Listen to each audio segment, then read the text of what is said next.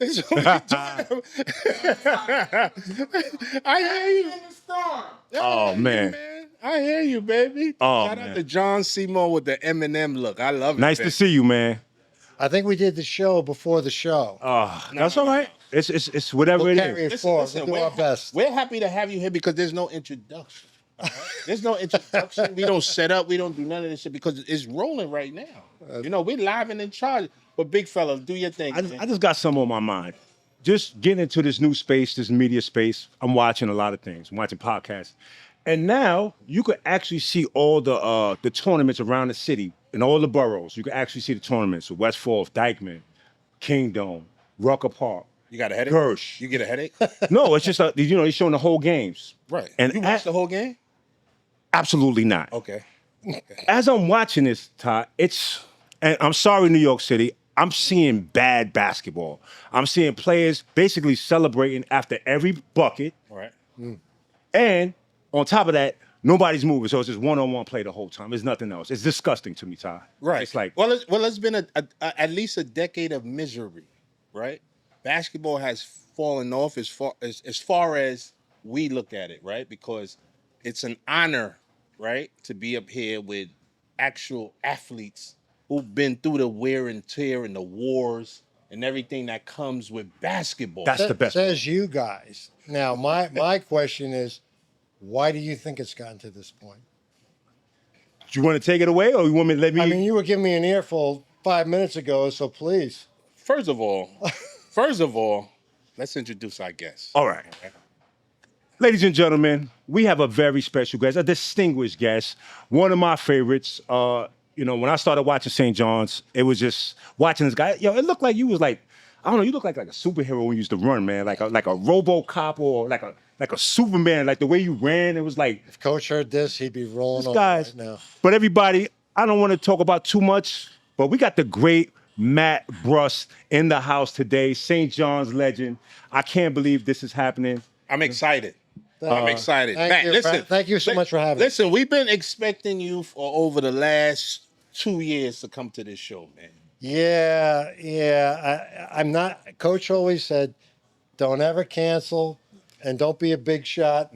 And I've had a couple things go on in my life recently and canceled on you guys I'm twice. sorry. And look, it's not you. It's just like that old train of thought. What I was taught, I don't give a shit what's going on. You're in a fucking hospital bed, get your ass to the show.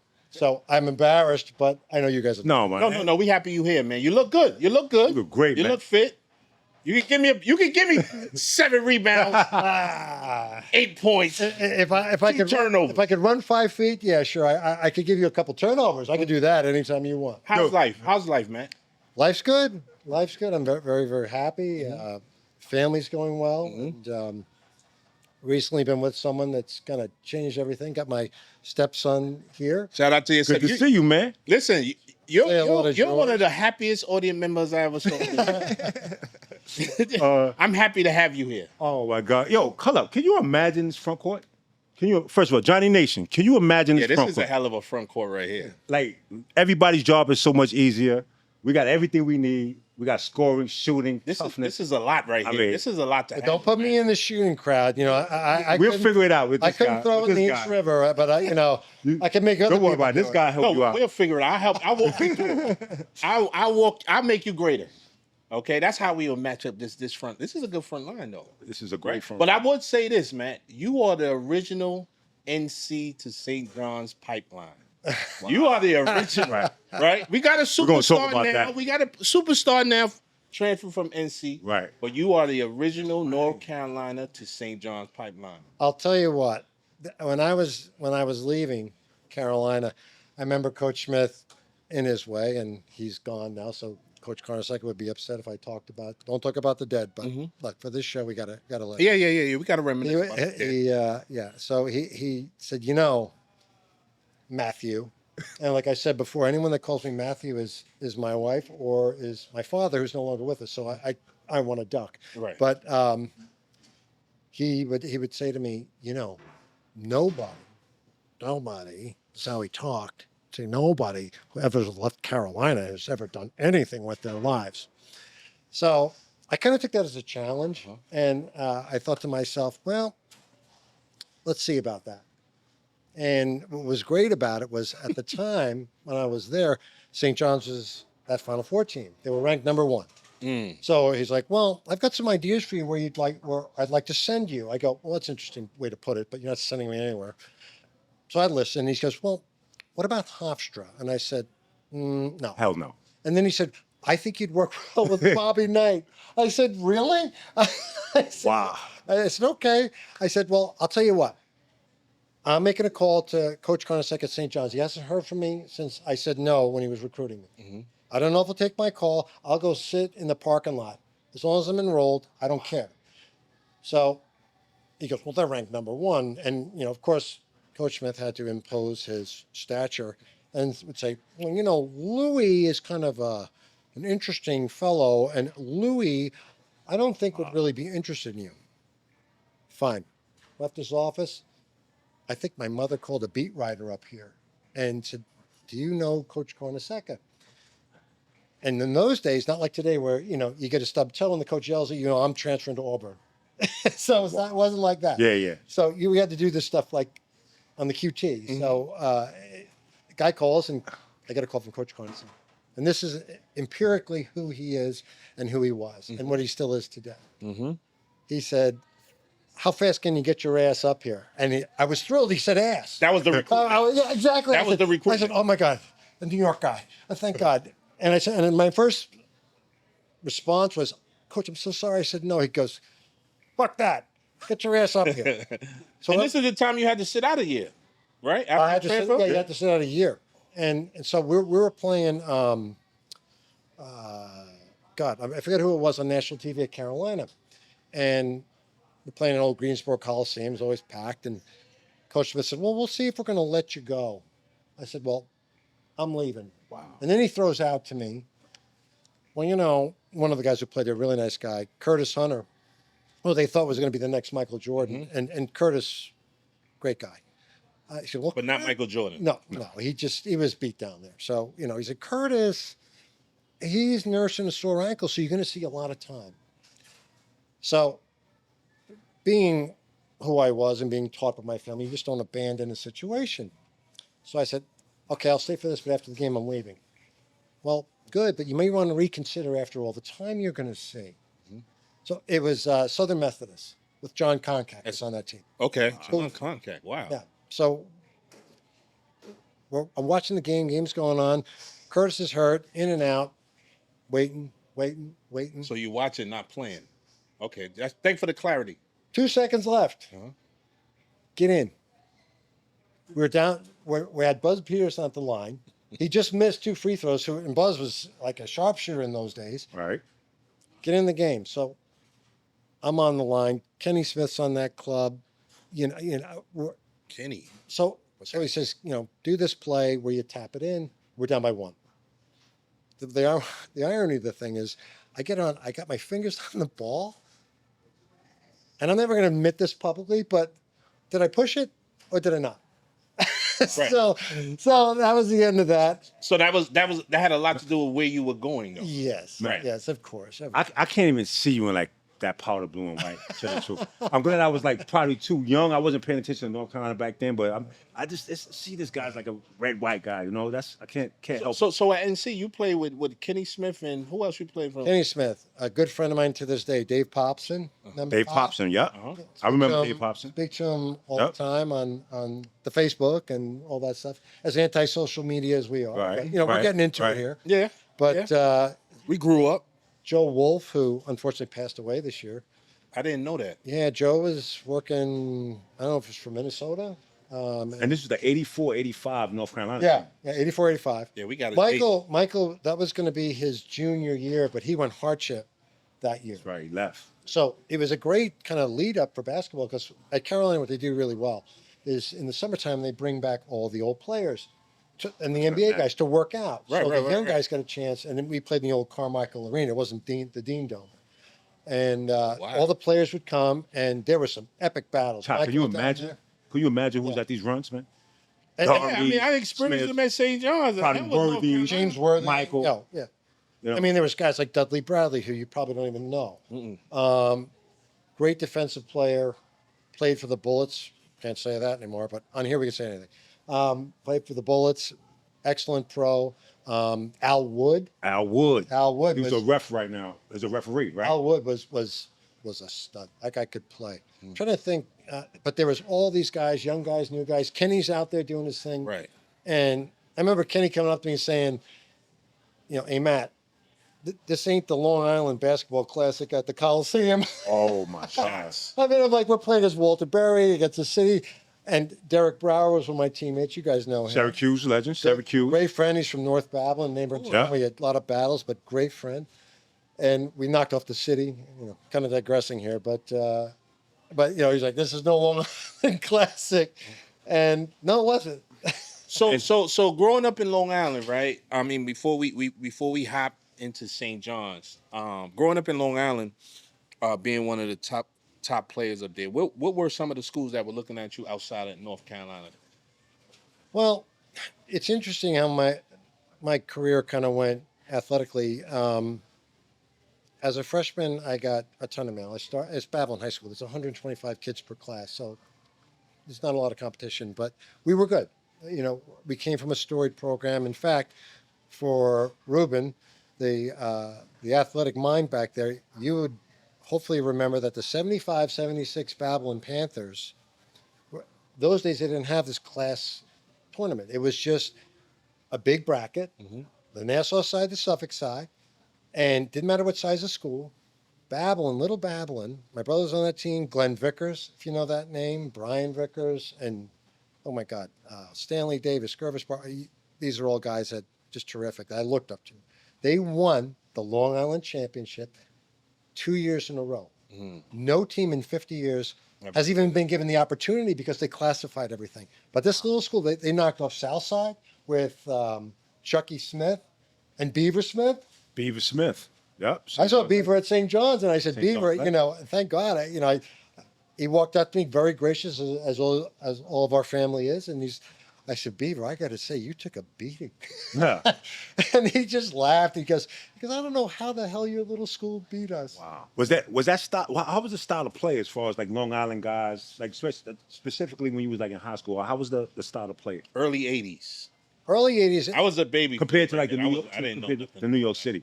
Well, you can go a couple of ways with this. I mean, how we played on the court was how we were trained. And, one of the things I tell my family, and those that will still listen, is that I'll put a bathing suit on, and they're like, Dad or Uncle or whatever, what the hell's wrong with your knees?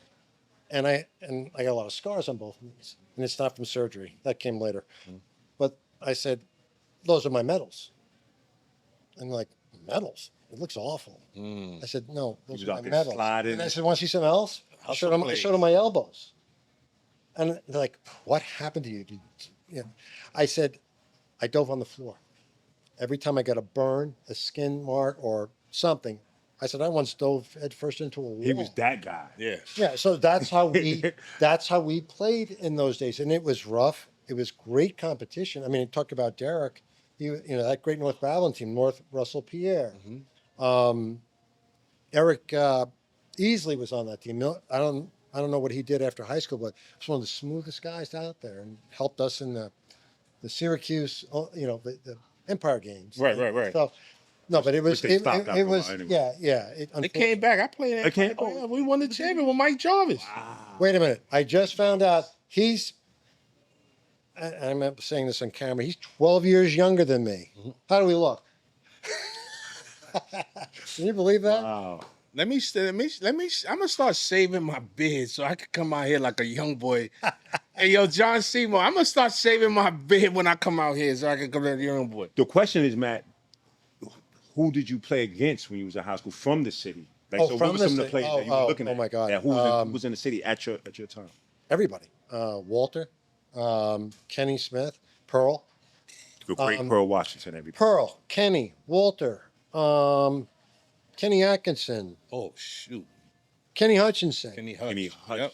Hutch. Rod Strickland, all in that city team.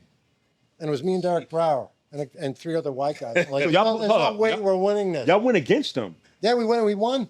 Wow. Derek had like 50 points because Walter didn't play defense. Right. And Walter didn't want to play, so he's like. And this is like an all-star game, probably, right? This is like an all-star. No, it was competitive. It was a game. New York City, but New York City always wiped the floor with us. I mean, there was no competition, but Pearl was in that game. In fact, Pearl picked off a pass and almost lost it for us that I threw. Wow. But Pearl was magic. Oh my God! I mean, the guy was right-handed. But if you watch, and I sort of mirrored some of my game after him, he used his left hand predominantly when he led with a dribble. So he wouldn't even jab step. His head would go this way, and the ball would come, and he'd cross over with one hand. He was right-handed. And he started moving with his head here. So you're standing here, and he's by You're you. already going. Yeah. He was so good at that. I cannot tell you. That's why he couldn't shoot the ball from outside. Was he right-handed? 10 feet. Pearl was right-handed, right? He's right-handed? I used to think he was left-handed. Yes. A lot of people said that though. A lot of people thought he was left-handed. Pearl, and the issue with him wasn't a fault of his own, is that he got by everybody, no matter what. So I know in Syracuse, he a legend, and we all certainly are upset about his passing for sure. We know he had a terrible. The great Pearl Washington, everybody. Amazing. But when he got to the league, it's different. Right. Now all those guys can kind of do some of those things, but they're all playing defenses that you're not going in there. Right.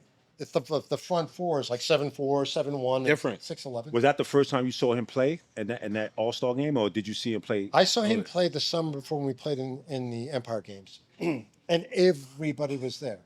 Jimmy Boeheim knew what he was doing. I mean, he had that guy with orange shirts, orange this, orange that. Like, well, don't talk about that because it's illegal. Well, we can talk about it now because these guys are getting paid, thousands, $100,000, and they haven't even played like 3 minutes in a college game yet. So, and they can leave whenever they want, So it's a whole different world. So this is also around the time Mark Jackson. Mark, that's right. How could I forget? Mark, shame on you. Shame on you. You're absolutely right. All right. And it is shaming because Mark is wonderful. I played 2 years with him at St. John's, and I was fortunate to do it. I have a great Mark Jackson story, but Mark was up on the bench. The team was so good. Wow. He was a bench player. Mm-hmm. And even at St. John's, again, after Mike Moses, he came off the bench. I'll talk about a guy. We were talking about pre-show about the work ethic and what it takes. Right. That guy. He put in the work. Put in the work. Shout out to Action. Shout out to the great Mark Jackson, everybody. Mark. I have to tell this story. I was there at St. John's. I was feeling good. I was cursing, so I felt in my element. It was all good, right? So Mark. You was cursing out loud now. Oh, absolutely. Everything was okay. Get the fuck out of the way, and coach is there. And coach is there following, defending us. That's the way he talks. What are you going to do? And so it was terrific. But I remember coming in the gym, and you remember the old alumni hall. Yeah. Mm-hmm. If you've been there, there is a walk around that the students would walk through. There's a crowd at the main basket, up above the court. You couldn't go down on the court. And you hear, ooh, this and that. So I poke my head over, and it's Mark going one-on-one against Chris Mullin. Wow. So I start watching, and Chris. You were at St. John. Yeah, it was my red shirt, but I was there. Right. And coach said, I need to see your face 2 times a week, so you're taking a couple classes. Yeah. I said, but coach, I got to work, and I was working in the garage. But anyway, coach. Coach is there, go down and see what's going on. So I walk down and see this crowd. And Mark and Chris is just hitting jumper after jumper. And Mark closes out on him. Chris is going around. I mean, Chris is as fast as like a porcupine. I mean, he can't move. It didn't matter. Just kill you. I mean, he was. I got a story about him, by the way. He'd kill you. So, you try to go out and play the guy, he'd burn right by you. You lay off him, boom, boom, boom, boom, boom. So, me being the typical wise guy that I was, and I'm sure teammates can attest to that, I shot down to Mark. I go, hey, Mark, nice getting your ass kicked in front of everybody. Mark, very gracious, turns around and says, in front of everybody, of course, hey, at least I'm down here. No doubt. Letting you know. Mark Jackson. It's too. He said, at least I'm down here. And I said, I'm sorry. Wow. To myself. Humble pie. I mean, I learned a lot. Right. People don't understand the behind with Mark. I mean, he worked. Yeah. So incredibly hard. He would do things like that. Just amazing. Talk about an 18-year NBA veteran, you know. Right. That's all. Nobody saw that coming. We did. We saw it coming. I mean, his body got bigger. He worked in the gym. All the wonderful things that we're complaining about today that people He don't did. do. Yep. Right. He Yeah. did. So let's just get back into the transition. Being at North Carolina with the great Dean Smith, getting that experience, and now transferring all of that lifestyle back home to New York, where you can curse, right? We keep Cameron away. Back on campus, back at St. John's, back in New York, probably 15, 20, 30 minutes from home.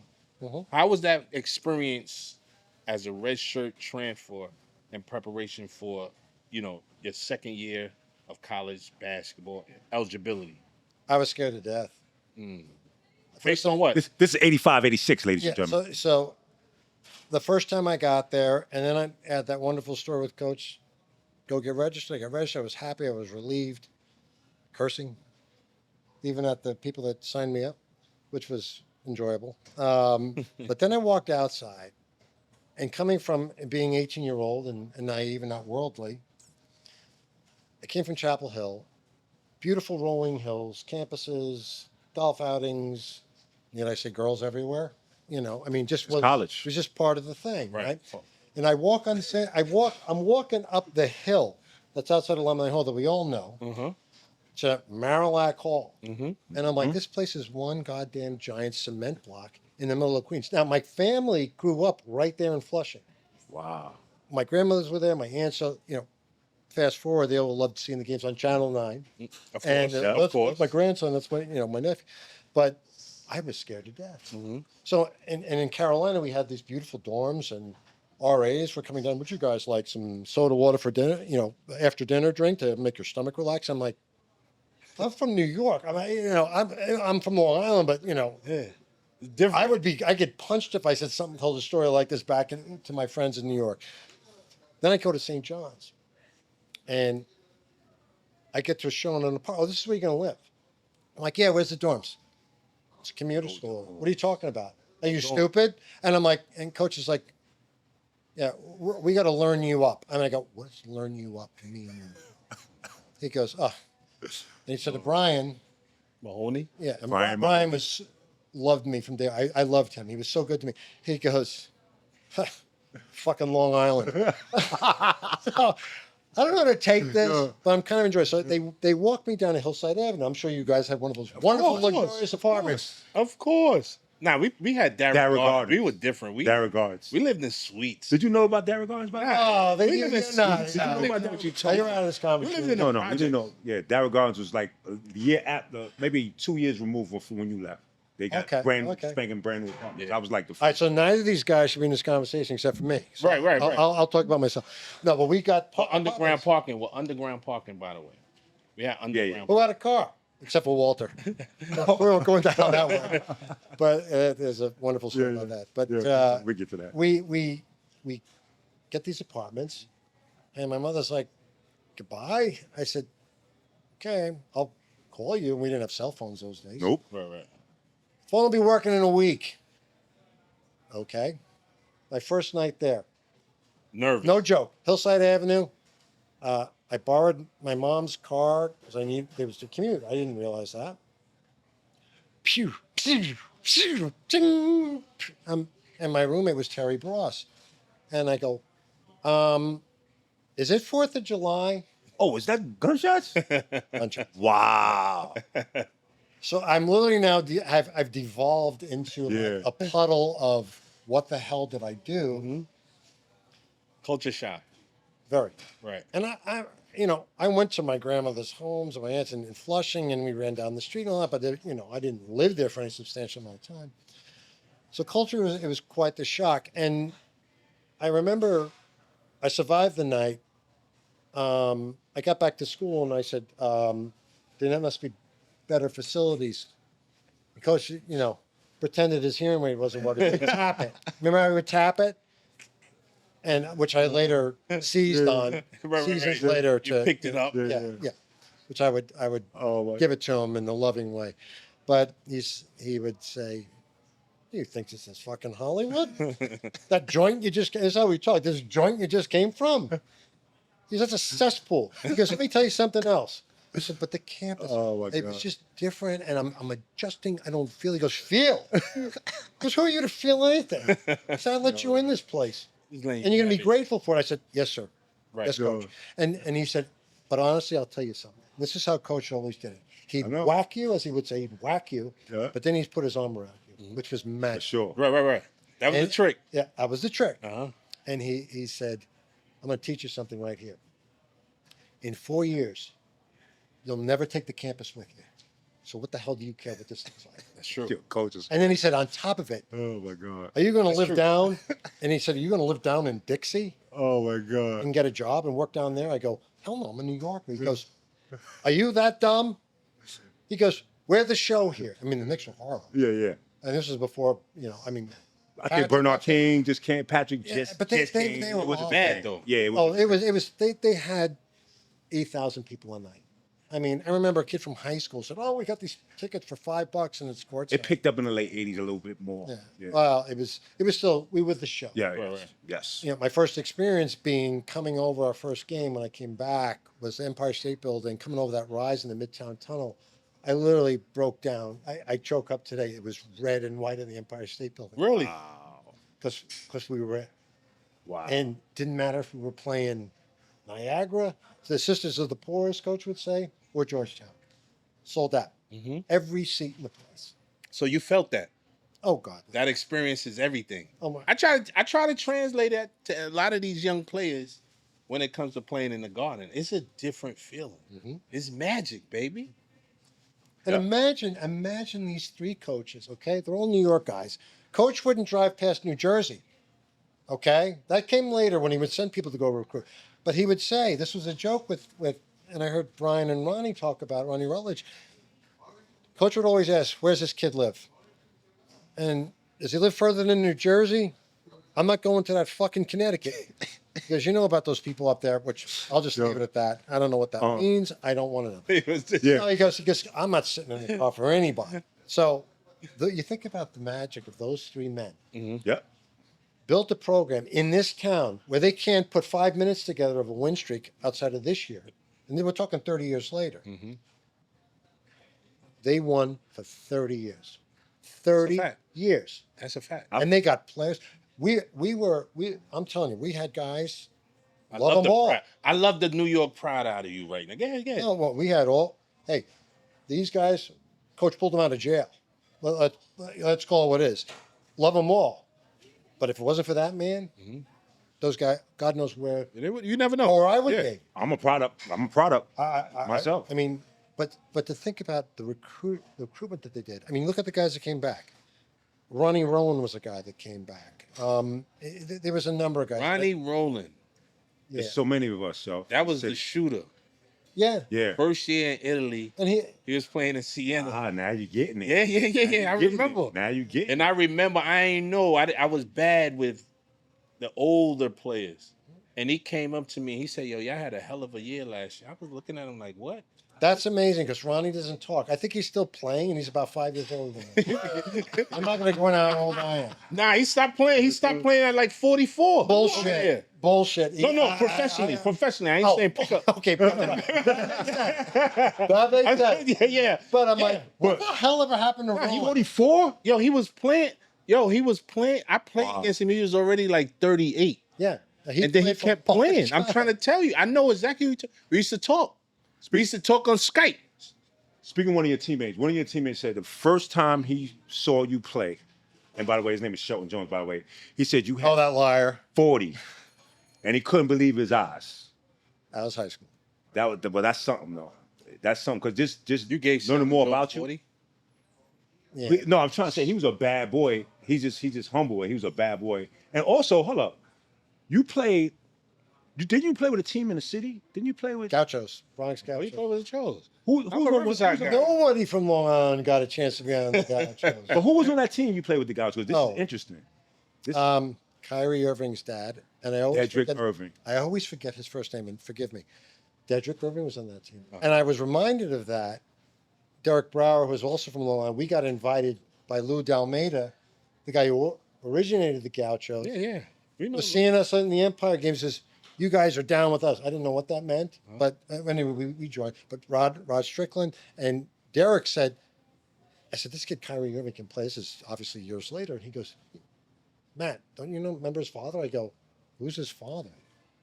And he says, Derek is his first. My mind is shot. Dedrick. Okay. Dedrick. This is how bad I am. Dedrick Irving was on the bench. I go, holy shit! I remember a guy by the name of Irving. Right. And then he sent me a picture, of course, on the Facebook. Everyone's got to be a wise guy and prove you wrong. So he's laughing and he goes, "Take a look." And the poor guy didn't really play very much, but he was a great high school player. Yeah. So yeah, there was Rod, there was Dedrick Irving, of course, Derek. You played with Lloyd Daniels?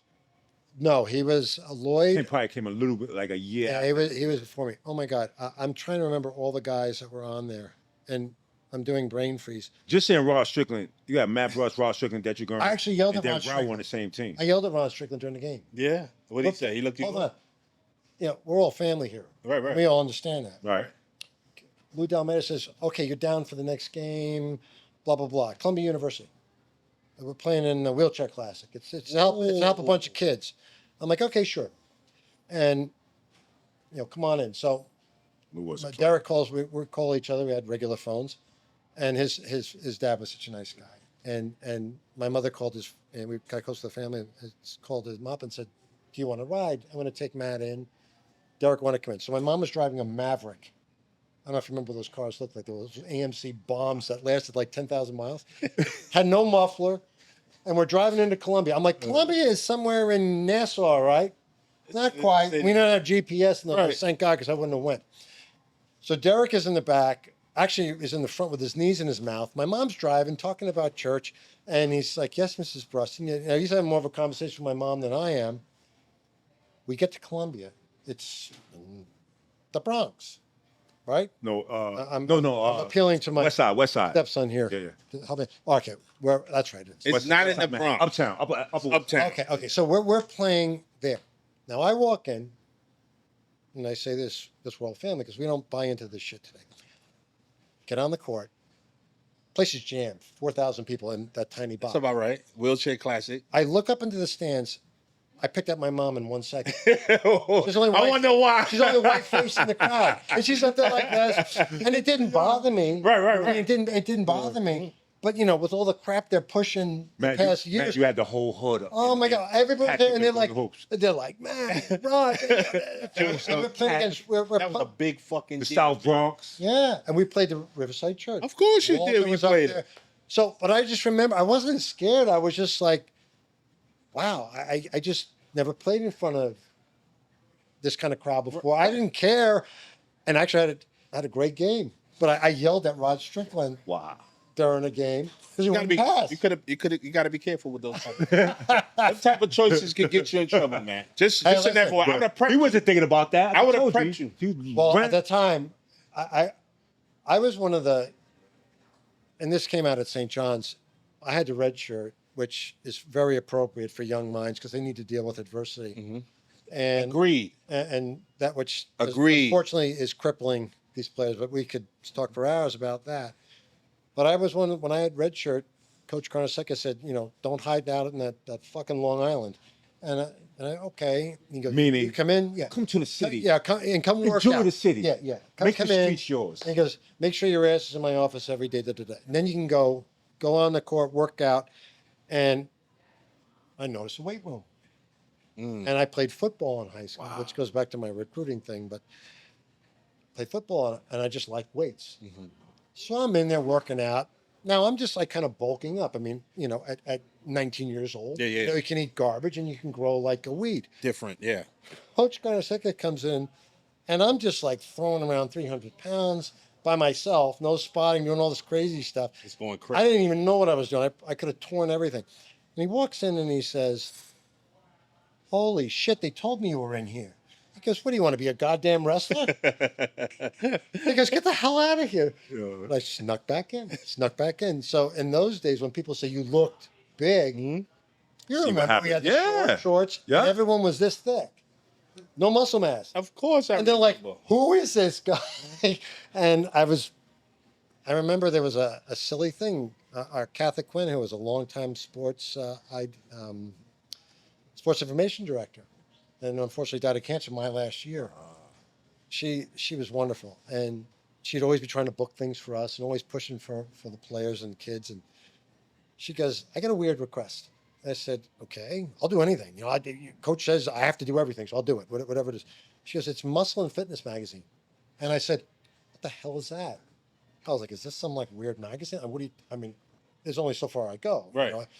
She says, no, it's like an up and coming magazine. It's about, weightlifting and men's health. And they learned about you and they see that you're big. They assumed you weightlift. I kind of told them you did. So they were getting into, at that time, how weightlifting wasn't a curse and that you actually used it to better your game. So you was in Muscle and Fitness? There was a spread. I never got the article. I never got any of it. But they came in, photographed me in the thing. And of course, guys like Shelton are looking at the door. They give me the fingers to the door. They go, stuff like that. Yeah. Right. Coach Carnesecca's in the corner going, motherfucker, I can make everyone turn into goddamn wrestlers, boxers. What the hell is it? But in those days, no. Because back then it was like, even when I first got there, we weightlift 3 times a week. Hey, that's 3 times more than we did a week. We weren't allowed. We was 3 times a week. Really? When my freshman year, my sophomore year, 3 times a week. Shit. So I remember that September coming in saying this is the future and all that stuff. I go, I don't know what it is. I just like doing it. You was ahead of the time. I was pissed off. I wasn't ahead of anything. I was pissed off. I was red-shirted. I was angry. True. I wanted to get on the court. I was working in a garage in Long Island prepping cars. That was my adversity. Unlike today, where if coach would have said, get on the line. Transfer. Down and back. I'm out of here. Screw you, coach. Right. Yeah.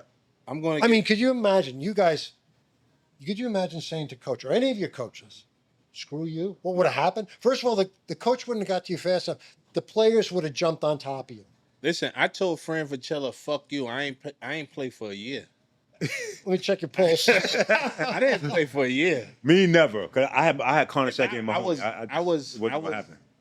I was me, I was out of control back then. But as you mentioned, Oh, you were wonderful to watch, by the way. Thank you. I appreciate it. Yeah, you were tough as nails. I appreciate it. But going through these changes, redshirting and all that other good stuff, leaving NC and then coming back home, and now you're prepped to play. It's money time. 85, 86. Yeah. And let's talk about that experience. No, 86, 87. 86, 87. Let's talk about that experience and that team and some of the tough competition you had to face. Like Coach would say, I had my goggles on. This is where I have my goggles Yeah. on watching right now. Look, when I had left North Carolina, when I went to North Carolina, we all thought we were going to the pros. We all thought a lot of things that young people do, which are delusional. I worked hard all through high school and college, but the difference was I was never held accountable for things. And I was an accountable guy. My things were made for me, like my schedule, because I didn't know, and it was help. Let's call it help. It was a privileged effort. Yeah, exactly. So we all were. Mm-hmm. We all were. 100%. And so when I came back and they're like, the red shirt, I had to contemplate that. I was going to 2 classes, 3 times a week at St. John's, and I was coming home and I decided I was going to drink beer with my one friend who didn't go to college. My mother. We all did it, man. My mom put a stop to that. It was about 2 weeks. She goes, okay, you've sulked enough. Get a job. I said, I'm not getting a job. I'm a basketball player. She goes, not in this house, you're not. Right. I love it. And shout out to Mom. there was a friend of mine who I grew up with. His uncle owned a Toyota dealership out in Oakdale, Long Island, which was the woods at that time. And I got in a job working in the garage prepping cars. That means bringing cars in with plastic all over them, ripping them apart, polishing them, all kinds of stuff. 10 hours a day. That's a job. That was a job. So by the time I got to St. John's, because of that experience and what Coach put me through, and my family, my mother put me through, I knew exactly what I wanted to do, what kind of major, and I became a killer. I thought I played hard before, but I was like, there's no way I'm blowing this opportunity. Turned up. I was So I went from being happy to sit in the parking lot to watch a game to I'm doing it here. And there's no one's going to stop me. And Coach, God love him, he just made that whole thing happen psychologically, athletically, gave me the chance. I was grateful. But that, again, I can't even talk about it without getting so, Yeah. I'm so incredibly overwhelmed with just gratitude and meeting all you guys. Right. It was the difference between Carolina guys. I mean, they all had their club, and it's great. But with the New York guys, it was just different because we all came from such hardship. I mean, guys at St. John's were telling me about, oh, you're just some middle-class kid. I said, really? Right. I said, it was me and my mom, and we were going up to the church to fill the oil burner. The house was falling down around us. And so, but all the New York guys, all of you, we all had a very, very special heritage. Yeah, we're a minute away from killing each other. Like, what the fuck are you talking about? Like, I get it. Like, nobody gets it outside of New York. You know what I mean? We're a minute away from like literally taking each other head off. But Ty, I don't know if you know this. Matt was one of the first guys that I seen play defense. This was at St. John's, smacking the floor on defense. You remember doing that? Which was He pioneered it. was in my head. But guess who did it later on? Sure. David Kane. David Kane, my junior year, David Kane used to do that. And We had a we all really did good it. year that year. It had the We whole did it too. team. How I Pound even the floor. shatter the bones in our hand. Like when we wanted to judge the defense up a little bit more. Like Where we you wanted get some that? more. Where did you get that from? That was just inside of you. No, that you was know the what? muscle It was, guy. it was Nah, he was telling you physically, I'm about to lock you up.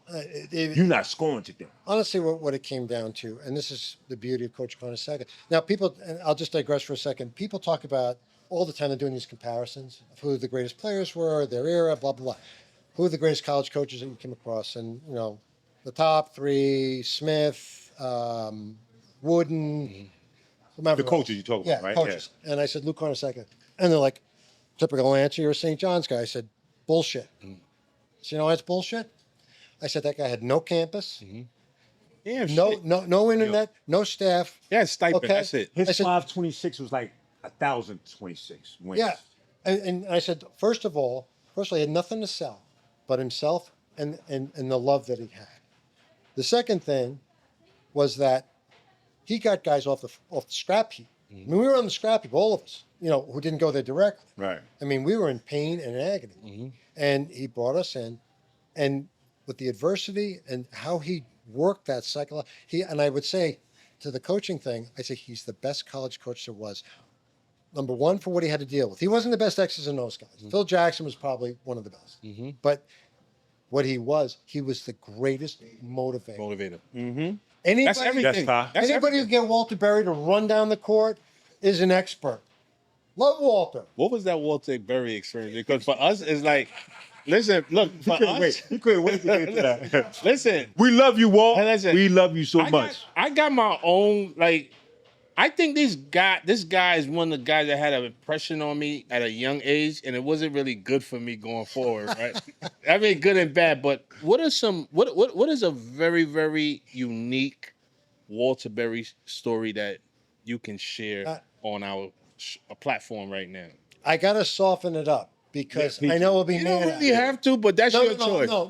I'm gotta protecting soften you, up Walt. I'm I gotta protecting you. soften him Okay. up because, you know, it's all cool. We got you, Walt. But when I first saw Walter play in high school, I didn't think much of him because he didn't really play very much because he didn't want you. Right. Then he goes to JC. Grades weren't so hot. Comes to St. John's. Holy shit! I never saw anybody score like that. Right.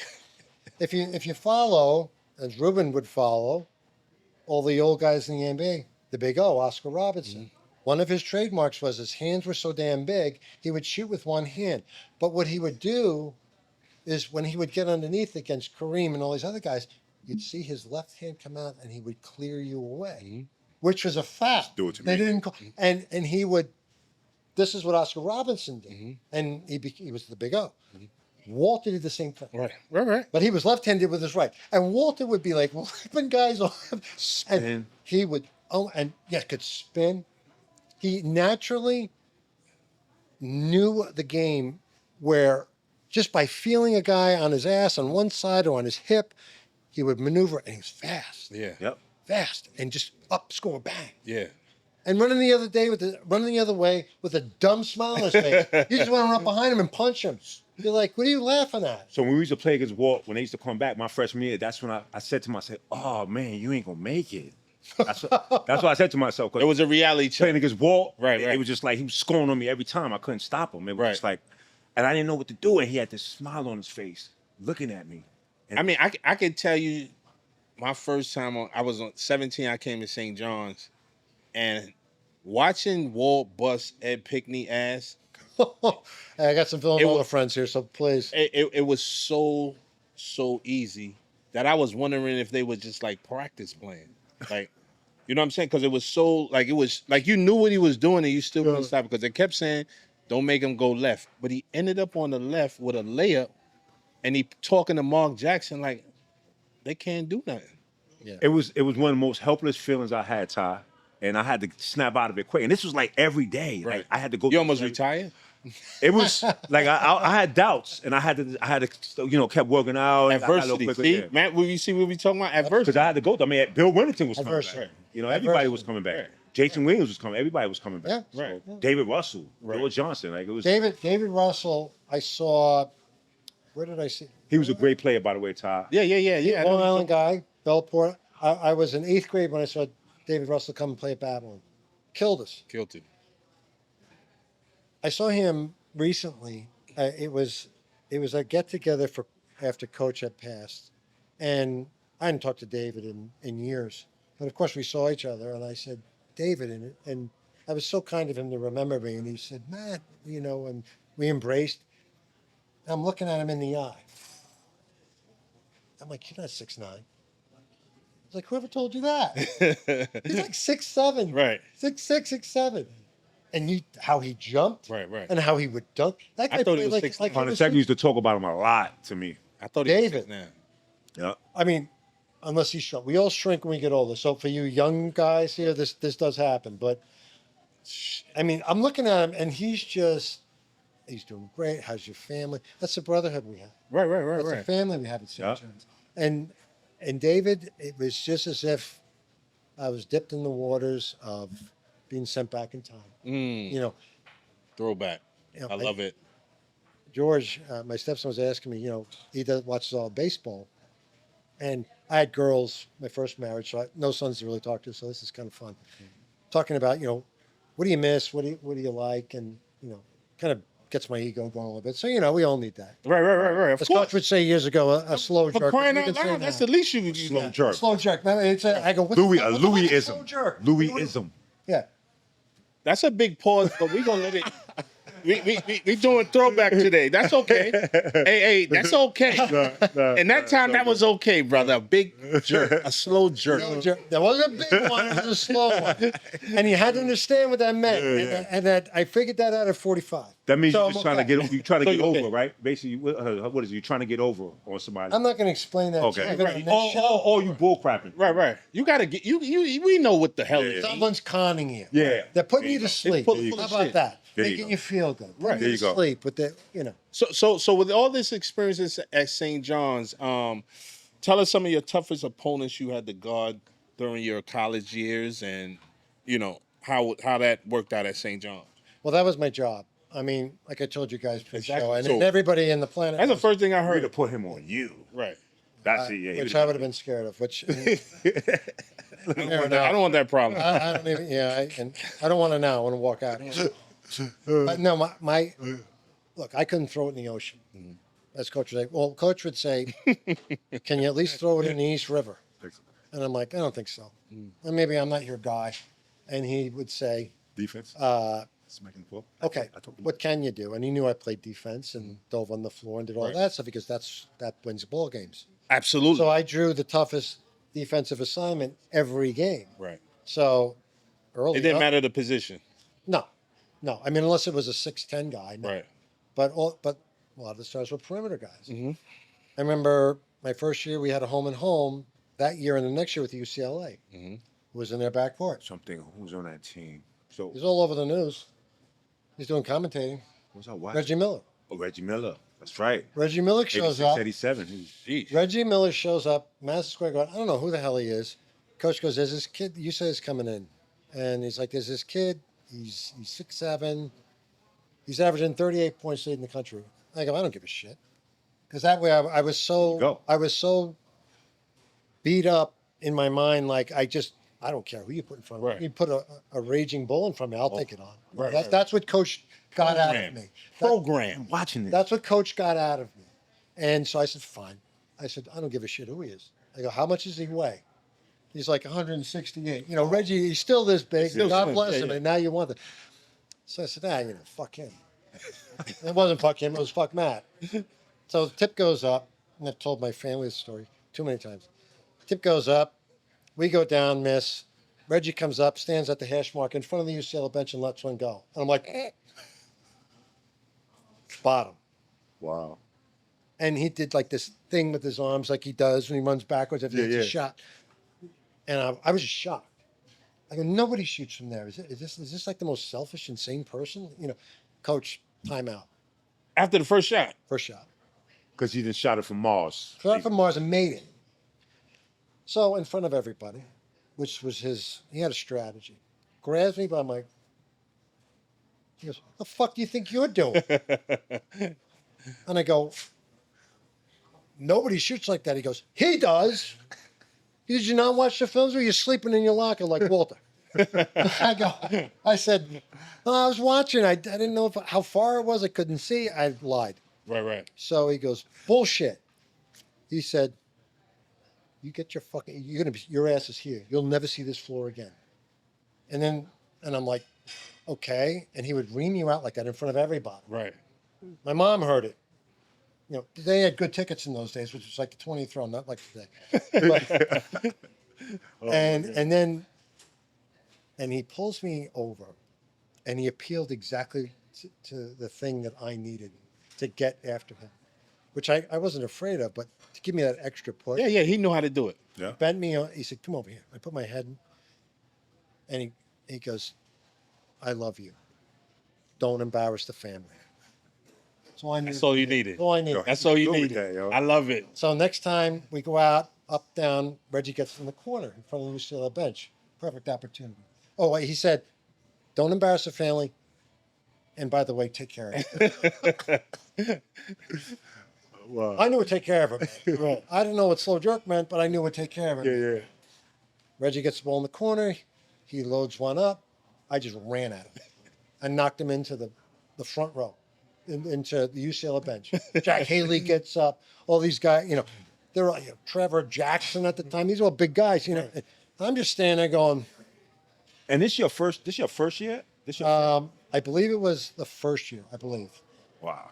Yeah. If I'm wrong, 86, 87. No, 86, 87. caused chaos. Reggie. no, Reggie, that's so Reggie goes in the front row. They all get up and coming at me, and like, you better be scared. I go, you don't see anybody backing up, do you? This is New York, pal. Right. This is L.A. And I put him in the front row. Bench is clear. Technical foul. Coach is jumping up and down. What the hell do you think? You're showing everybody how strong you are. He's on in front of the refs. And Jim Burr was a hump to us for years.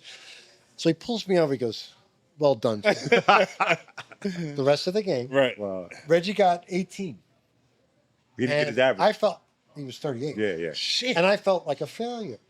But understanding the game of basketball, I mean, we hammered them. Hammered them. They had talent. I mean, You set the tone, baby. but every time I ran at him for the rest of the game, the thing of it was he'd go to pull up, and you will both know about shooting. That if you alter your shot in any way, It's off. It's off. It's off. Even So what he a would do little, is, even a little bit. or I'd run at him and he'd go like this It's over. for a second. He'd look down to make sure I wasn't hitting him, and it was clang, Right. rim out. Right. You And, You He did was an thinking too excellent much job. after that. Yeah. oh, he's the next job, son. Like, we scored 18 points on me. He goes, what do you think, you're fucking Superman? And Reggie became Reggie. Wow. Reggie. Yes. Right. You pissed him off. He was prepared for the Knicks. You prepped him for the Knicks. Yeah. Reggie was an incredible player. And with his body, it was amazing how well he And he did it his whole career. Yeah. Just being like that. I couldn't even understand. Well, I kind of proudly watched him bust New York's ass in that game where he scored like 9 points in Yeah, 6 seconds or whatever. It was crazy. That was And I said, That's forever a nightmare. I shut that guy down. Ruben's still miserable about that. I'm still recovering from that. It's the New York Knickerbockers. As Phil Jackson said, he goes, you know, and with my short stint in Chicago, he said the New York Knickerbockers, they can never get their shit together. That year, you guys lost. How far did you guys go? You went to the We tournament. went to tournament and we lost in the second round to Second round. Florida, Vernon Maxwell. That's right. Well, Vernon Maxwell, Dwayne Schnitzes, Yeah. a couple of. I just remember Vernon. But Vernon Maxwell. Because Vernon was special. Yeah. Well, not that special. He was kind of running extra fast on the court. Yeah. I'll just leave that at that. We're Yeah. playing in Utah, where you're 5,000 feet above sea level and you can't breathe. And this guy's running all over the joint like he's getting fed pure oxygen. Right. He was hot wired. Yeah, he was on Kinda. He was on that cocaine. Hey. I don't know anything about that. His words. His words. This was his I don't words. care what he said. Right. I know nothing about that. But I will say there were some oddities in the game. Right. Oh, Right. God. But Right. yeah, so we lost in the second round and we're disappointed. It was funny in those days. You know, we didn't have a tournament watch party. Never had one of those. And I remember Steve Sharina, who was kind of a journeyman player, great friend. Steve Sharina. Yes, I do. I met at St. John's, good friend. And he's like, we're gonna watch the tournament picks at my mom's house. You know, a couple of us. No big deal. Just No big go deal. hang out. Because once you come over, you have a couple of beers. That usually always entice me. But I said, why? I don't want to watch that. We're going. I don't know what you're talking about. And literally, I did not know what anyone was talking about. And they would come, everyone would come in the locker room. I mean, these guys would, and I go, what are you like exhaling for? I said, we're in. There's no one, I mean, who's better than us? I mean, there were teams clearly better than us, but we deserve to be there. I never even thought once until my last year. Yeah, you guys got in, and then you go to your junior year. I think that's the NIT year, right? 87. No, 88, 89. 88, 89. But so Yeah. 87, What was 88. it? Yeah, It's, 80, it says 1989 on the plaque. That's all. I know. gotcha. But yeah, that's when, and we talked about the guys we had. You get some new players joining you now. You had You go, freshman Malik Sealy, freshman Robert Wardan, Yeah, Jason Williams on that team too. Jay Williams, my new friend. Yeah. And we talked about an incident, my welcome to him at St. John's, which I'm lucky to have survived. And Jay loves me for it. Not saying anybody won or lost. I lost. Right. But, Hell of a fight. oh, killer. Beautiful. Killer on the court. Beautiful. I mean, Yes. Jay was a scorer in college. He was a scorer. Yeah, the school. And he'd just say, give me the ball. And I was happy to because I couldn't shoot for shit. But feed him the ball. And I remember him going to Boo Harvey. The great Boo Harvey, everybody. I said, and Boo was incredible. Never heard a word out of him 4 years except for, I just talked to him the other day, and Yo, Boo. I'm in the back court. I was the 3-man, and Mike Porter was there. And, you know, it was his buddy. They kind of hung around a little too close to each other for my comfort. I remember that I knew time. they were friends. They was tight. They went to the They- same JUCO. They went to the Yeah, same I know, JUCO. I Yeah. know, it was a little too close. But it was all good. So Boo, He go. Boo, hey, Boo, great pass. You know about Boo Harvey, right?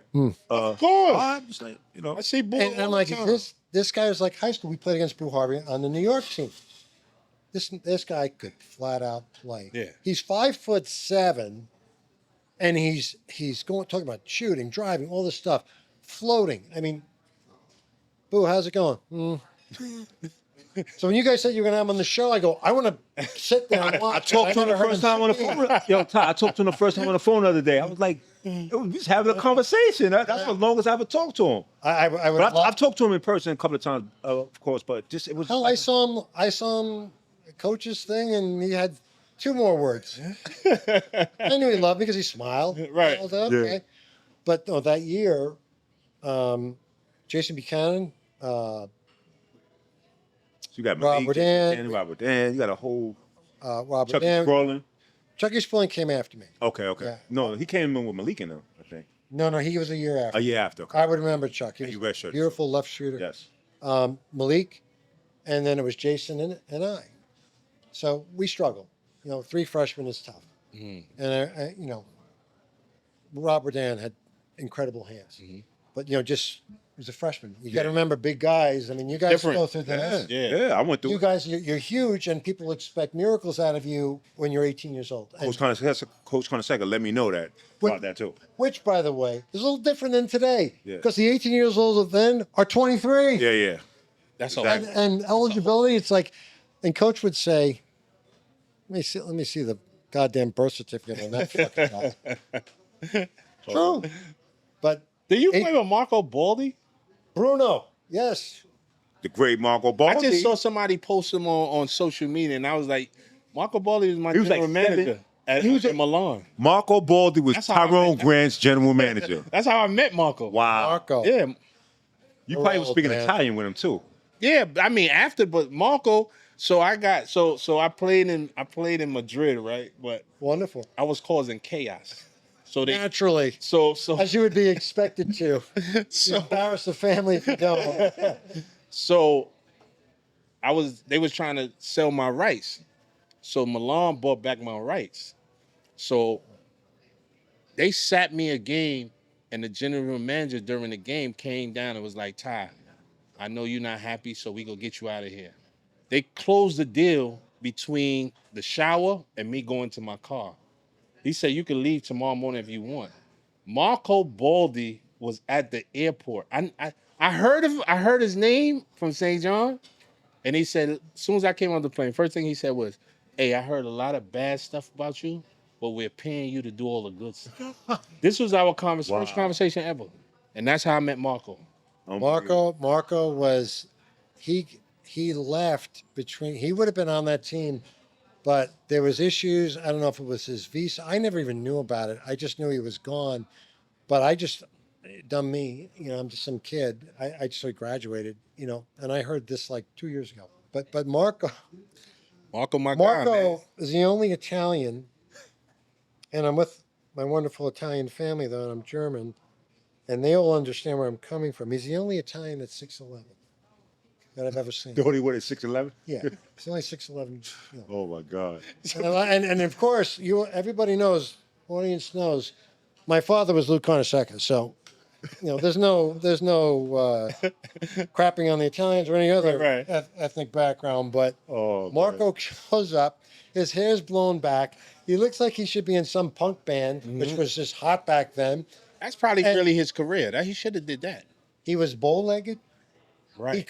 He jumped this high, but could play. He was good. So Marco, coach would always start talking to him in Italian and on the side and in practice.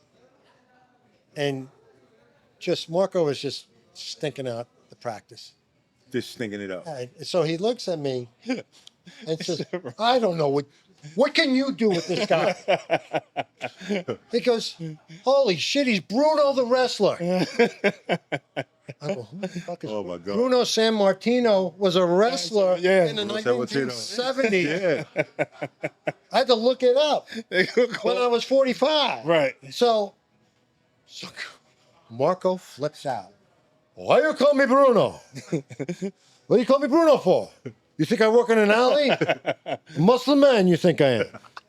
So, of course, a couple of us seized on that. Here comes Bruno. Oh my God. And we're lucky he didn't take our head off. Right. But Marco, one of the best guys. Yeah. Smart. Yeah. But used his tools. Before I came out of my red shirt, he played against Syracuse, Ronnie Cycling. Held the guy down. Wow. Did a lot of things. But another deceiving guy. But here's a testament to our family and to our origins. That goes back to Buck Freeman in the 1920s, to Joe Lapchick, to Carnesecca. By the way, Carnesecca never won the basketball job. You all know that, right? You want a baseball? He was a baseball coach. Yeah. He didn't want to. I heard that. Joe said, I need an assistant coach. This is probably 50? Yeah, I don't know anything about that. I'm a baseball guy. He Just became thought he was going to play for the Yankees. I mean, everyone in Brooklyn thought they were going to play for the Yankees. So I don't know anything about it. So Joe says, sit on my bench. You're smart. You're a wise ass. Anyway, coach gets into it, and Joe gets sick. Has to And he go. gets the job. So he turns around and he goes, I want you to take over. And Lou says, no. Right there, he was the right guy for the job. I got to change. That would have changed the whole trajectory of this program. Well, he was the right guy for the job. Right. Total humility, total understanding of respect, Yep. chain of command, understanding what he was fighting for, and anything more than himself. All the colorful things you see being pitched out there today. Mm-hmm. Yep. And it's destroying people left and right. But, All day. Yeah. All day. So coach said, okay, I'll take it. 40 years later, Yeah.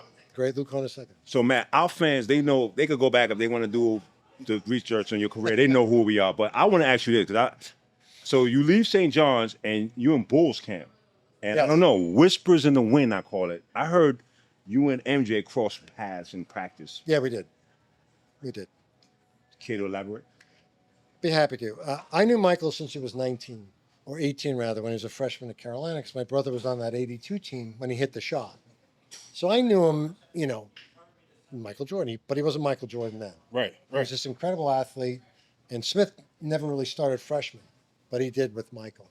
And he did some, And you're a rookie right now. So you're a yeah. rookie. So, this is what happened. No one's drafted me. I play like I used to play in the 1970s. No, this is not the game. No, nothing. I get a Carnesecca calls me in his office. Got a call from Jerry Krause.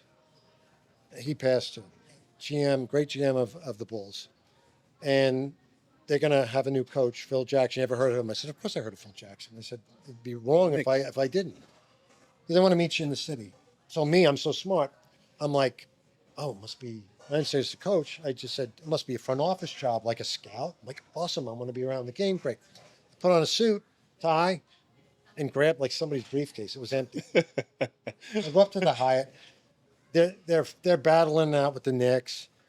I walk in and there's Tex Winter, Tex Winter after the game, Johnny Bach, Phil, and Jerry Krause.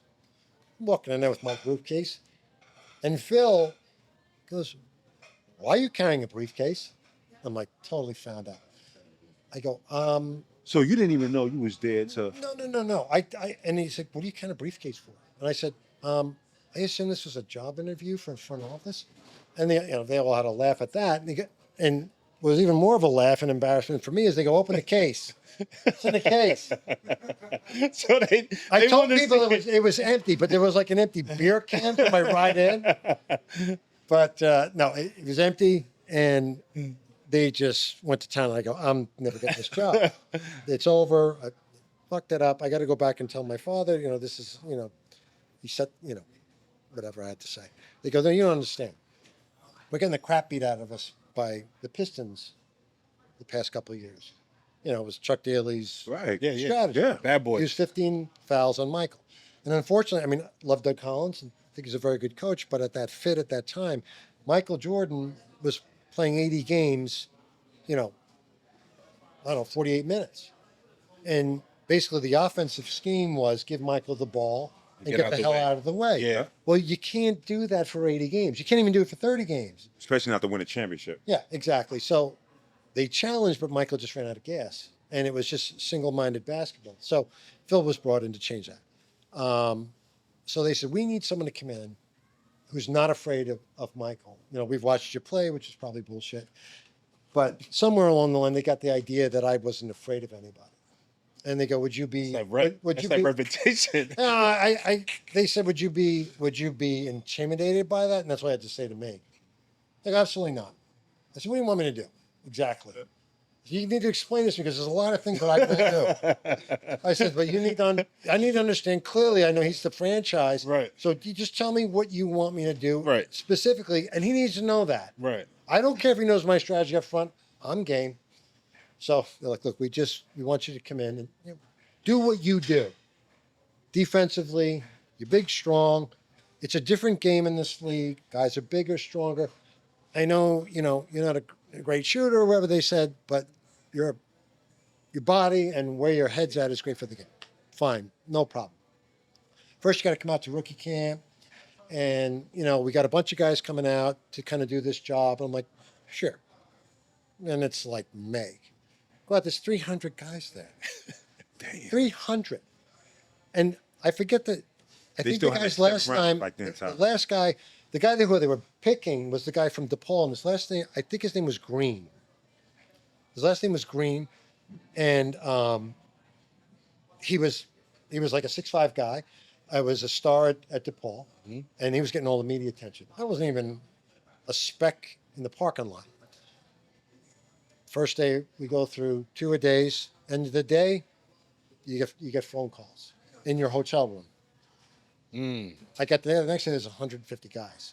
So they I'm cut still half. there. They cut half. Okay. One more day. I'm like, okay, well, I'm calling my mom. I don't know why I Same called here. my girlfriend at the time. And that was a pain in the ass. But I'm coming home on the next flight. Right. Probably pick me up at the airport. This is crazy. I don't know why they did this. Right. Phone doesn't ring. I go to the front desk. My phone's not working. So you going into day 3? Well, it was only 2 days, so no, I didn't hear anything by the And morning of it's day 3. So I'm like, my phone doesn't work. I don't want to be humiliated. I just want to go. You know, phone working fine.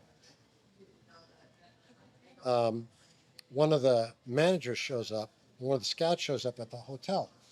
Why don't you pick up your phone? We've been calling all morning. I said, I've been standing here. My phone doesn't work. Wow.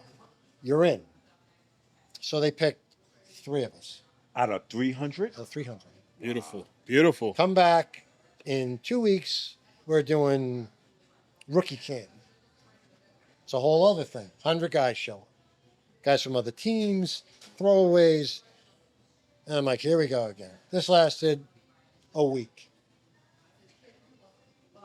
At the end of the week, they need to keep 2 guys. Phone doesn't ring.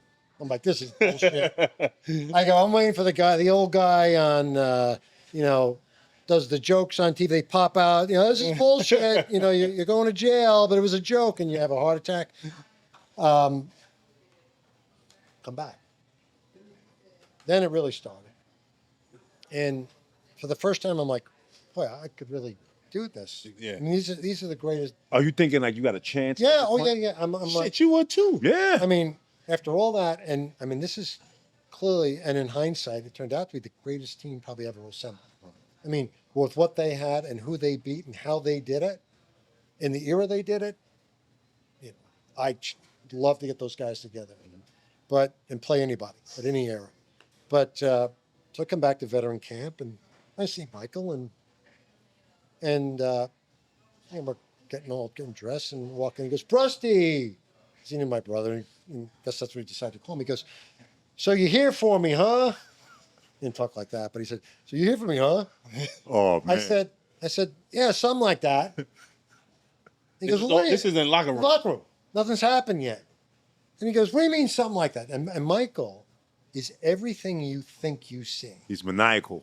He is the most aggressive, killer, hard worker, given God's most God-given talent, most perfect athlete you'll ever see on the earth.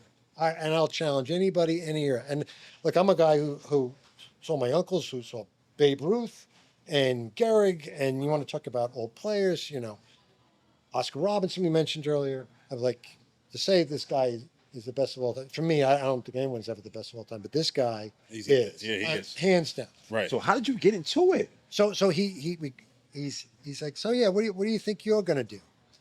I said, well, I'm gonna start by taking you apart. The whole place goes hush. Horace Grant runs over to me and he says, oh, this is gonna be great. This is gonna be awesome, man. He goes, because he's a Clemson guy. Yeah. And Horace got beat on by Phil.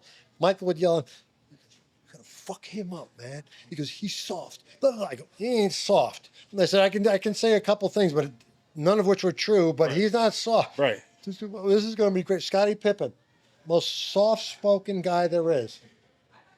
Nice to meet you. That's how he spoke to you. I'm like, slow down. Excuse me. Slow down. You don't really talk like this, do you? Because you're Scottie Pippen, you do. And he's like, I don't know what you're talking about. He goes, good luck. It's going to be great, I think. And then I met John Paxson and Will Perdue and, of course, the rest of the guys. So we get into practice. And they had brought in to the first week 5 other guys. So I'm like, here we go again. So that's when I started having this thing. So there was 7 of us. Lined them up one-on-one at the top of the key. And each guy, Michael, they'd hand him the ball, and you could literally see them crap down their leg. So hold on. So let me get this straight. So it's 7 guys trying to make the Bulls team. So who's gonna do the job that they asked to do to Okay. make Michael Jordan tougher, as if there is such a thing. Right. So one by one, they roll guys out. Michael goes around, dunks it. One guy twisted his ankle. One guy fell on his face. I get out there. Michael goes. He's not getting by me. He tries to drive, and I shove him to the side. I go, okay, that's the end of practice. Okay. I'm like, I'm gone.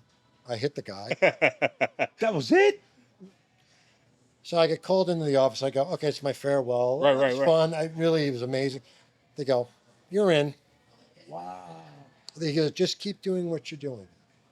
And I go, I don't know what the big deal is. He goes, you don't understand. People get in front of him and they just know who he is, what he is. You don't seem to give a shit. And we think that's a mental problem. That works out for us. So we would go at it. I would draw the toughest defensive assignment. It was him. So it culminated. And we were going, and this is still on the internet, I believe. There's a few Pinocchios, but it's still on the internet to this day. And my friends call me up and say, holy shit, this was so long ago. And they'd laugh at it. But we're going back and forth, and we're having a scrimmage. And we're going 3 a days, and it's brutal. You guys know what this stuff is. Yeah, of course. And it's scrimmage at night.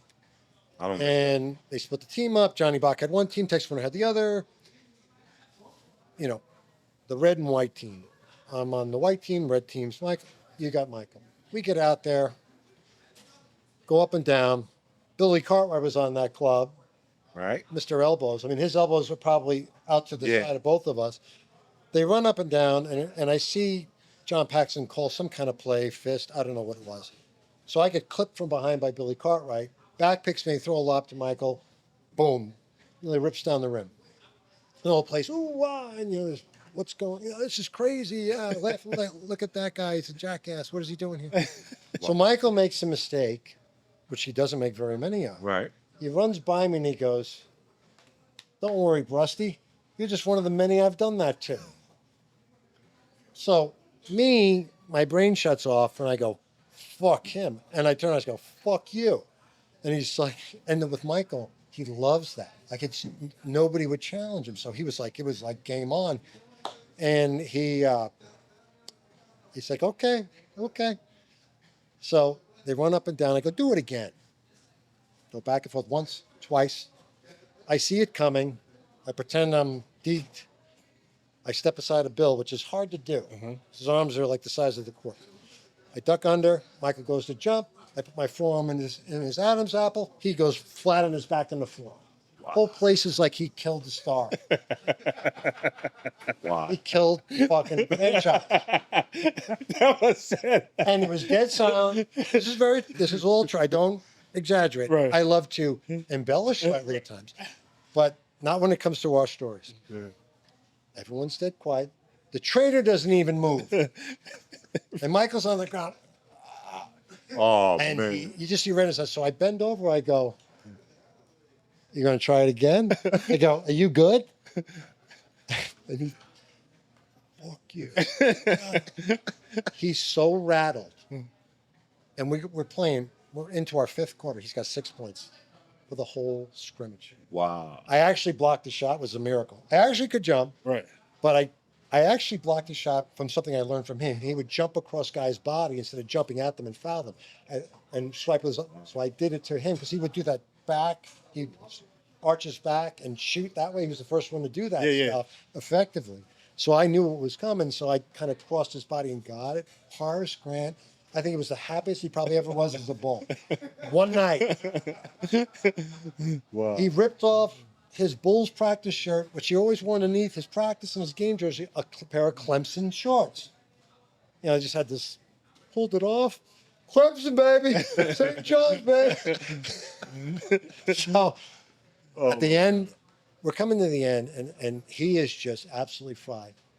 I'm not thinking anything because I'm brain down. So I'm like, it's like another night for me of shutting down a Reggie Miller, whatever it was. Come out of a timeout. We set up to inbound the ball, and Michael just steps in front of me and throws an elbow, nails me right in the head before the ball's inbounded. I went down on one knee, and he goes, "How about that? Fuck you!" You know, he's so upset. And I looked at Phil, and I go, "Phil, the fuck? Is this guy a child or what?" And then I looked at, like, "What's wrong with you?" He said, "I made to make you, but fuck this, fuck, get him out of here." You know. And that's The rest of the story. The story that floats around now is they threw a back pick. He did a pirouette, stepped on my face, dunked the ball backwards, and then Matt Brust scored with it. Oh my God. So that was what came out in That's the poop. crazy. But you know, I'm glad I got to hear Impact. it. That's impact, baby. We get that. it We get that was firsthand. hysterical because my daughters years later, you know, being teenagers, would find me in the news. Dad, why are you in the news? I said, "Well, I didn't kill anybody tonight, so it's all good." Right. They told a story about you and Michael Jordan did it, and I said, "Well, I'll tell you the real story." Unbelievable. They were so upset they wanted to call The news. the news and the Chicago Tribune and get the reporter on the phone. "You lied about my dad." Matt, that's so crazy, man. No. Yeah. So your experience in the NBA had you pretty much one-on-one with the greatest player in Ever. the NBA. That's dope. Right. And how long did that last? It didn't last much longer than that. Okay. That was the Maybe end. That was the end of preseason. We got into the regular season. Oh, yeah. They had 3 rookies. They drafted B.J. Armstrong, Stacey King, nice guy. Stacey, I know B.J. I don't know B.J. very well. Stacey King, great guy, and Jeff Sanders. That was Jerry Krause always had an experiment. I considered myself one, but Jeff Sanders was an experiment and just bombed. But Phil came to me, and they all came to me and said, "We can't keep 3 rookies. Yeah. If we could, you're there." Tex Winter loses his shit in a meeting. And Tex is a great basketball mind, invented the triangle. Tex says, "This is so wrong. I can't do this to this guy." I was so humbled. And he's like, "Please stick with us. Stick with us." And they wanted to send me to the Rockford Lightning. And I said, Nope. "Not after that." I said, "It's like the Michael Ruzioni thing. You may not know, but the hockey guy from 1984, after he scored the goal against the Russians, he would come out and they're like, 'Oh, you're going to go on the NHL?' He goes, 'Nothing in my life could top this moment.'" Unbelievable. Same for me. Matt, before we let you leave, just give us your perspective on this year's St. John's 24-25, this past season, 24-25 basketball team. Well, I think I saw you at a game or two this year, right? Maybe one? Yeah, I was at like 1 or 2 games. Yeah. That's it? this year. You got Yeah. you got to do Well, he's going to Hey, we could talk about this off camera. They don't give out no. tickets No, over. we're- Hey, hold on. They don't. I worked that out for you. Don't worry All about right, it. well, That's please bullshit. do. Maybe it's a younger guy thing to get it done. But What was your perspective on it? Just to give the Johnny fans an idea of what you thought about this year, this past season. Look, I think when, Rick is obviously an exceptional coach, X's and O's, and he's got a great personality. But in this world of NIL transfers, I heard him say something preseason which I didn't like, but in hindsight and thinking about what his remarks were, they were dead on, and I was wrong. He said, "We don't even recruit high school players anymore." Yeah, that was Because we go in a you went transfer viral portal. for that. Which wasn't true, but yeah, but you're right. All right, well, I He got about 1 or 2 though. 3. 3. Go ahead. okay, well, it usually worked the other way for Yeah, us, yeah. But Rick was right. So the way he managed that club, I mean, they were going down early on. They lost a couple games. You could see this singularity thing that's metastasized and cancer Yeah. into all of sports, Yeah. especially in basketball. Every man out there for himself. And Rick started talking truth to these guys, which only a veteran of that stature could do. Because God forbid, you called a kid and said, "You're not running hard. You haven't trained properly. You want to know why you're breathing heavy? No, your mom's not going to sit behind the bench and yell at me true. and going to allow it."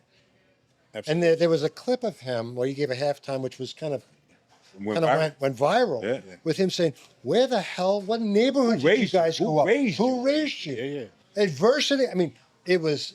That was a speech we got every other night. Right. But we didn't need to hear it very much because we were already there. Yeah. But I was like, "Oh my God, what a breath of fresh air." Yeah. So I think in that moment, he gave them these basically these I look at them as children now, because we all were, this great gift of learning what really goes on in this world.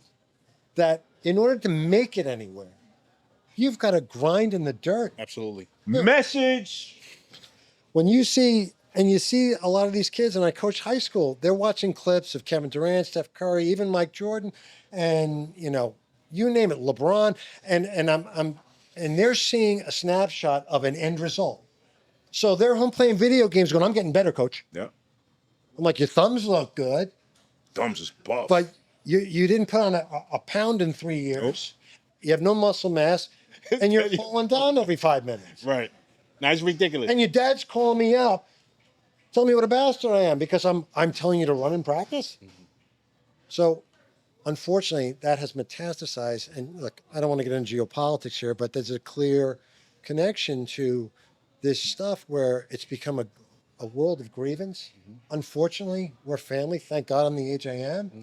There's been this weaponization of race, which is disgusting. Mm-hmm. They talk about, it's all this garbage, and they paint this crazy picture. Look, the guys I played with, they were my brothers. I didn't have a color. I didn't know what that was. Like, what?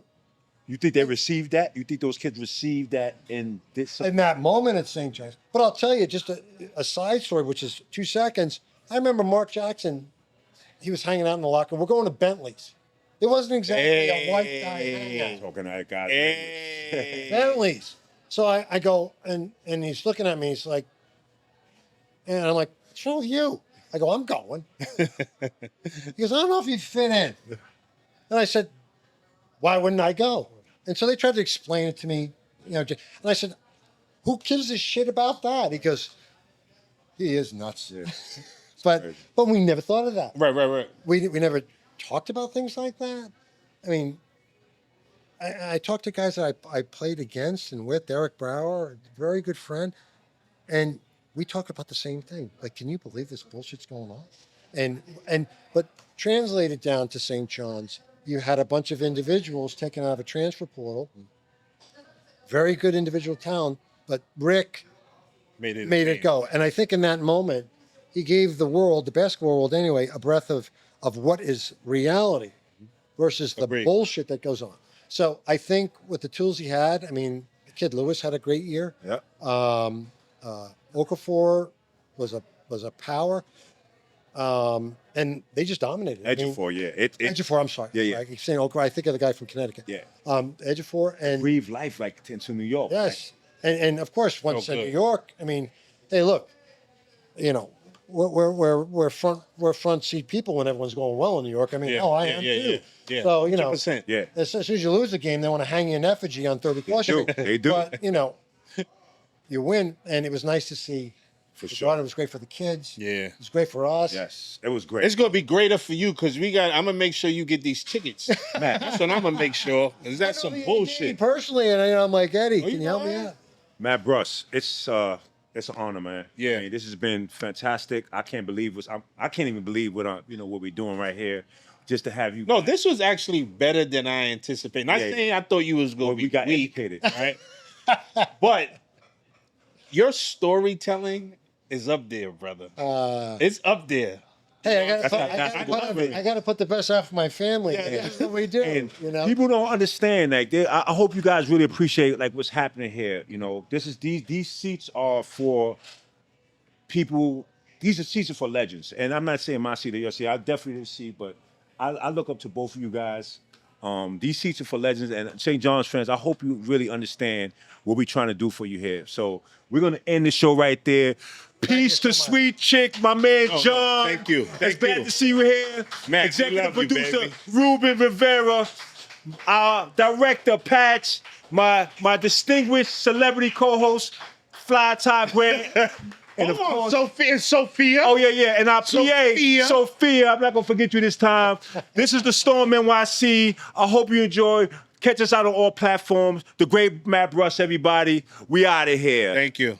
Peace and respect.